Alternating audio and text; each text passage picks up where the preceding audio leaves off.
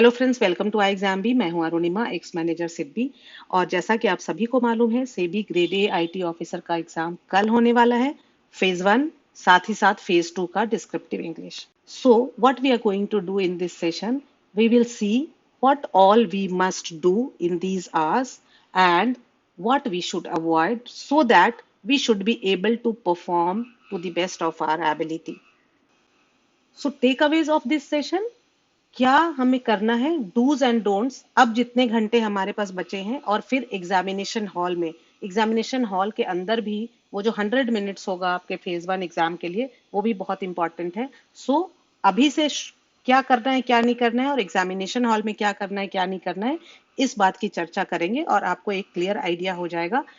क्योंकि अभी तक आपका जो रिजल्ट होगा ना, वो दो बातों पर डिपेंड करेगा। अभी तक आपने कैसे प्रिपरेशन की है, वो इंपॉर्टेंट है, और दूसरा, अब आपका कैसा कल परफॉर्मेंस होने वाला है। दोनों चीजों पे, क्योंकि हो सकता है कई बार ऐसा होता है आपने प्रिपरेशन बहुत अच्छा किया लेकिन परफॉर्म नहीं कर पाए, है ना। उस समय आपकी स्पीड कम हो गई या ब्लैंक हो गए, कुछ ऐसा होता है कि आप वो स्ट्रेस हैंडल नहीं कर पाते हो, या पेपर अनएक्सपेक्टेड आ गया तो आप फिर अच्छी तरीके से पेपर को सॉल्व नहीं कर पाए। सो दोनों चीजें इंपॉर्टेंट है। प्रिपरेशन वाला पार्ट तो अब ओवर हो गया, लेकिन परफॉर्मेंस अब हमारा कैसा होगा वो अभी भी हमारे हाथ में है।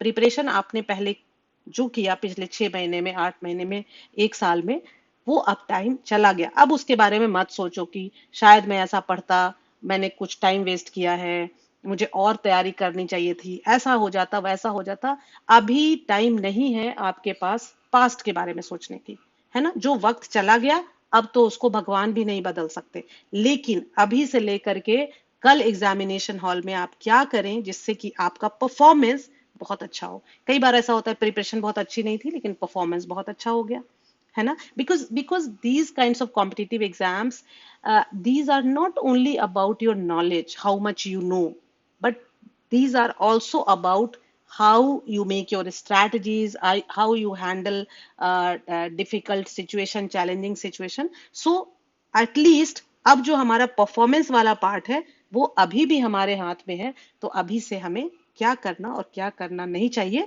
Let us C. Let us start with this. A diamond is a piece of charcoal that handles stress exceptionally well. So, diamond कुछ भी नहीं है, वो चारकोल का ही एक टुकड़ा है। लेकिन वो चारकोल डायमंड कैसे बना है, क्योंकि वो हैंडल कर पाया स्ट्रेस को बहुत ही अच्छे तरीके से। So here in this context, charcoal है सेबी ग्रेड ए एस्पिरेंट्स और डायमंड है जो finally SEBI grade A officer बनेंगे। So you have to be that diamond, and how you will be that diamond you need to see. So let us see how to be that diamond. Okay, you need to understand that today is very important. अभी जब भी कोई negative thought आपके mind में आता है, आपको उसको रिप्लेस करना है एक पॉजिटिव थॉट से, एक कंस्ट्रक्टिव थॉट से। क्योंकि आप अब जो भी एक्शन लेने जा रहे हो, आपका जो भी कल परफॉर्मेंस होने वाला है, उसका जो सीड है वो आपका थॉट है। अगर मान लो आपके दिमाग में ये बात आ गई कि यार तैयारी तो इतने अच्छे से की नहीं है, और अभी तो ये फेज 1 ही है, फिर इसमें बच्चे सेलेक्ट होंगे, फिर फेज 2, फिर इंटरव्यू, कहाँ ही हो पाएगा, छोड़ देते हैं एग्जाम, नहीं हो पाएगा, है ना। इतने सारे लोग एग्जाम लिखते हैं, इसमें से इतने कम सिलेक्शंस होते हैं, नहीं हो सकता है। तो आप फिर एक, कल एग्जाम लिखने ही नहीं जाओगे। बहुत सारे स्टूडेंट्स ऐसा करते हैं। आप में से कुछ हो सकते हैं जिनकी तैयारी हो सकती है उतनी अच्छी नहीं हो, फिर भी आप सोच सकते हो कि यार कट ऑफ तो उन्होंने बताया हुआ है, आपको मालूम ही है कि 30% पेपर वन में और 40% पेपर 2 में, और ओवरऑल आपका 40% होना चाहिए। मतलब 200 मार्क्स में आपको 80 मार्क्स ही तो लेके आना है ना। यहाँ पे latest quickly discuss the paper also. So paper 1 में आपका क्वांट, रीजनिंग, इंग्लिश और जनरल अवेयरनेस होगा। 4 सब्जेक्ट्स होंगे, 20 ईच, 80 क्वेश्चंस होंगे 100 मार्क्स के, ठीक है।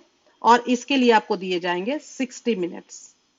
अब देखो, अच्छी बात यह है कि अब इस 100 मार्क्स में आपका 30 है कट ऑफ, मतलब 30 से कम आ गया तब आप फेज 2 के लिए एलिजिबल नहीं होंगे। तो कम से कम 30 तो लेके आना ही है। लेकिन अच्छी बात यहाँ पे ये है कि यहाँ पे कोई सेक्शनल कट ऑफ नहीं है। आप अगर क्वांट और रीजनिंग में मिला के 30 ले आए, मान लो आपका क्वांट और रीजनिंग बहुत अच्छा है और इंग्लिश और जीए आपका इतना अच्छा नहीं है, तो आप सोचते हो कि मैं क्वांट और रीजनिंग से ही मैं अपने मार्क्स लेके आ जाऊं, तो इट्स ओके। जीए में अगर आपको, जीए आपकी पुअर है, अगर जीए में आपको 0 भी आ गया, इट्स ओके। यहाँ पे कोई सेक्शनल कट ऑफ नहीं है सब्जेक्ट वाइज। तो आपको क्या करना है कि जो आपका अच्छा सब्जेक्ट है उससे आप ज्यादा से ज्यादा स्कोर करें, या जो जहां पे आपका कम टाइम लग रहा है, क्योंकि 60 मिनट्स है 80 क्वेश्चन के लिए, तो आप देखोगे कि जो कम टाइम टेकिंग क्वेश्चन है उसको पहले करना है, सो दैट कि ऐसा ना हो कि आप 5 मिनट लगने वाले क्वेश्चन में फंस जाएं और पीछे कुछ ऐसे क्वेश्चंस थे जो 1 मिनट में 2-3 हो जाते थे। ठीक है, इसके लिए मैं आपको ये सजेस्ट करूंगी कि सबसे पहले आप जीए कर लें। जीए को देखने में ज्यादा टाइम नहीं लगता है, जो भी आप कर सकते हैं। अगर आपका अच्छा है, जीए स्ट्रांग है, तो जितने कर सकते हैं करें। अगर आपका 4-5 क्वेश्चन भी आप करते हैं जीए में, इट्स ओके। ठीक है, लेकिन आपका जीए करके निकल जाए, फिर इंग्लिश करें और उसके बाद आप रीजनिंग और क्वांट में आए। ये हो गई पेपर 1 की बात।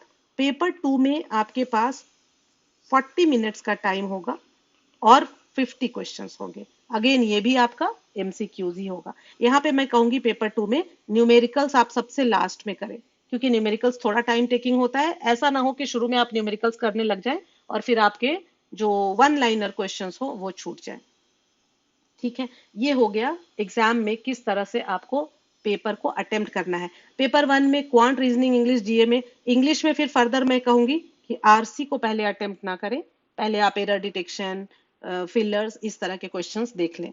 रीजनिंग में पजल और सिटिंग अरेंजमेंट वाले क्वेश्चंस लास्ट में देखें, पहले बाकी सिलॉग्स, इनपुट आउटपुट जो फटाफट से होने वाले क्वेश्चन है उनको कर लें।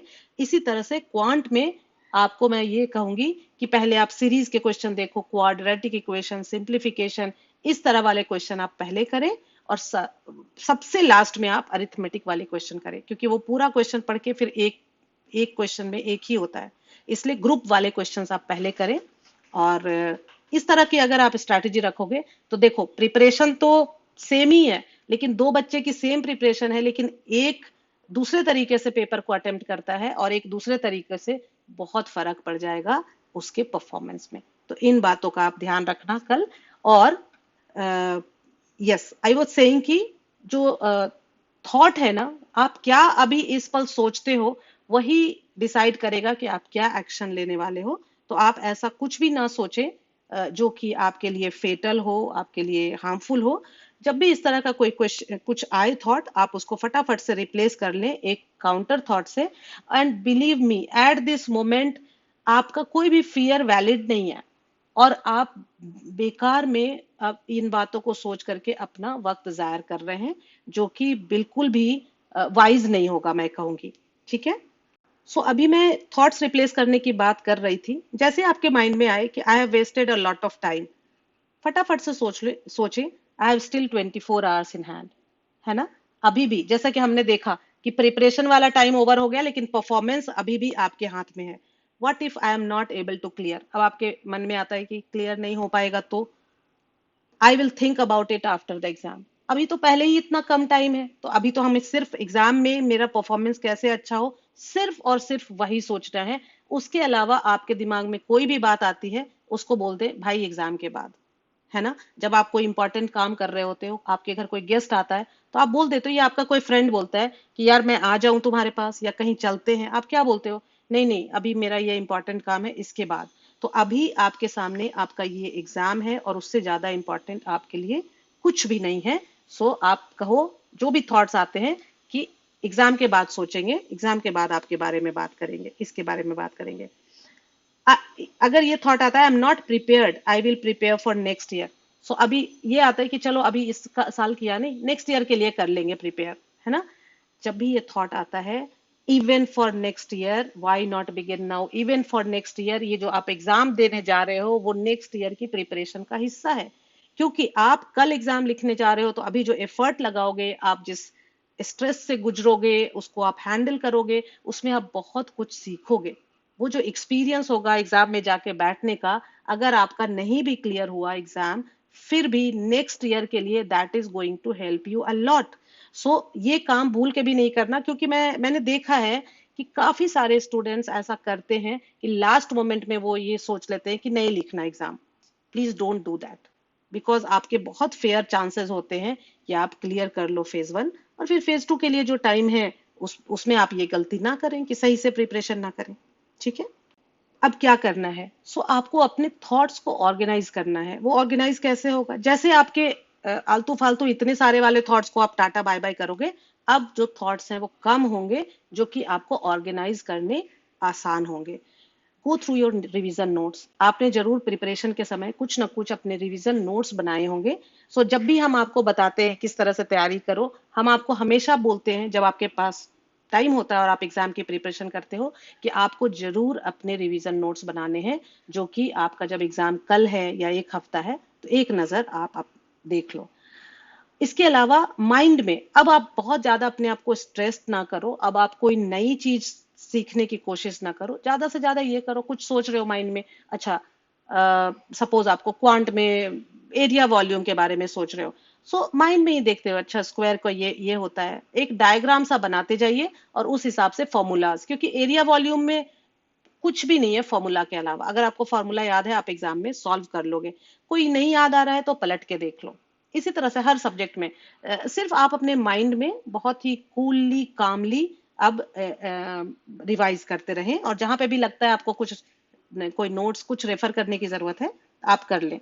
इसी तरह से पेपर 2 के बारे में मैं बता रही थी आपको कट ऑफ के बारे में, तो पेपर 1 में 30% है, पेपर 2 में 40% है, लेकिन ओवरऑल 40% है। ठीक है, तो आपको 80 मार्क्स लेके आने हैं आउट ऑफ 200, इस बात का ध्यान रखना है। यहाँ 30% लाए हो, अगर यहाँ पे तो यहाँ पे आपको 50% लाना पड़ेगा, है ना। और अगर यहाँ पे सिर्फ 40 लेके आ रहे हैं तो यहाँ पे 40 लेके आना पड़ेगा। ओवरऑल 80 वाला क्राइटेरिया भी आपको, 80 मार्क्स वाला क्राइटेरिया भी आपको फुलफिल करना है। Now what to do in the examination hall. अब आप एग्जामिनेशन हॉल में जाके बैठ गए हैं, कई लोगों के पसीने आने लगते हैं, हाथ पैर ठंडे हो जाते हैं। नहीं, इन सब से किसी का एग्जाम क्लियर नहीं होता। ये सारी चीजें आपको हेल्प नहीं करने वाली एग्जाम में अच्छा परफॉर्म करने के लिए, तो हम ऐसा काम क्यों करें। आपको सबसे पहले डीप ब्रीदिंग करनी है। जब आप बैठते हो, जब पेपर नहीं मिला है, जस्ट काम डाउन अपने आप को। डीप ब्रीदिंग सबसे अच्छा एक्सरसाइज है अपने आप को शांत करने का। उसके बाद आप अपने आप को तैयार करें, जब तक आपका पेपर मिलता है बाकी फॉर्मेलिटीज होती है, माइंड में आप कहते रहें कि अभी का जो टाइम है एग्जामिनेशन हॉल के अंदर, उसमें सिर्फ मैं और मेरा पेपर, इसके अलावा तीसरा और कोई भी नहीं। मतलब जैसे अर्जुन को सिर्फ मछली की आंख दिख रही थी, वैसे आपको अपना पेपर दिखना चाहिए, उसके क्वेश्चंस दिखने चाहिए, और पूरा फोकस वहां पे होगा। आप क्योंकि बहुत सारे क्वेश्चंस आप स्किप करोगे, है ना, तो जब आप फोकस नहीं रहोगे, आप नहीं डिसाइड कर पाओगे फटाफट कि मुझे कौन सा क्वेश्चन स्किप करना है, कौन सा क्वेश्चन मुझे अटेम्प्ट करना है। Don't react but respond. Paper जरूरी नहीं है कि आप जैसा सोच के चल रहे हैं वैसा ही आए, हो सकता है उससे कुछ अलग आ जाए, कुछ सरप्राइज एलिमेंट हो। तो आपको पहले से ही अपने आप को कहना है कि जैसा भी पेपर आएगा मुझे रिएक्ट मोड में नहीं जाना है। रिएक्शन में क्या होता है, बहुत टफ पेपर आ गया, अरे मुझे एक भी क्वेश्चन नहीं हो रहा है मुझसे, तो मेरा तो नहीं होगा, बस वहीं पे आपके बहुत सारा टाइम वेस्ट हो जाता है और आपका माइंड दूसरे जोन में चला जाता है। आपको देखना है कि अब टफ आ गया, सारे स्टूडेंट्स के लिए टफ आया होगा, और अब मुझे उसमें से चुनना है। चलो फर्स्ट क्वेश्चन नहीं हो रहा है, सेकंड नहीं हो रहा है, क्योंकि आपको पता है ना 100 में से 30 ही मार्क्स लेके आना है, या 40 पकड़ लो अगर हम ओवरऑल 80 लेके चलते हैं, अगर पेपर 1 की बात करें।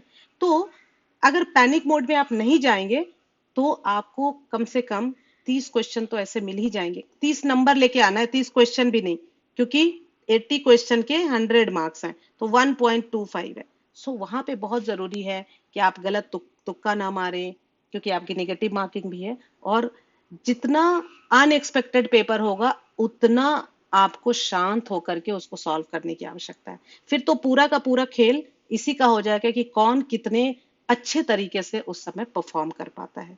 ठीक है, so let us end with this quote. A bird sitting on a tree is never afraid of the branch breaking because her trust is not on the branch but on its own wings. कितना सटीक है। आप देखोगे छोटी छोटी सी चिड़िया एकदम पतले पतले डाल पे बैठी होती है, तो इसलिए नहीं कि उसको उस ब्रांच पे इतना भरोसा है कि वो टूटेगा नहीं, उसको अपने पंखों पे इतना विश्वास है कि अगर टूट जाएगा तो मैं उड़ जाऊंगी, मैं अपने को संभाल सकती हूँ. So we need to learn from all these animals, insects also. So you also need to understand this and remember this. Have faith and believe in yourself. All the very best. Thank you, friends. Thanks for watching.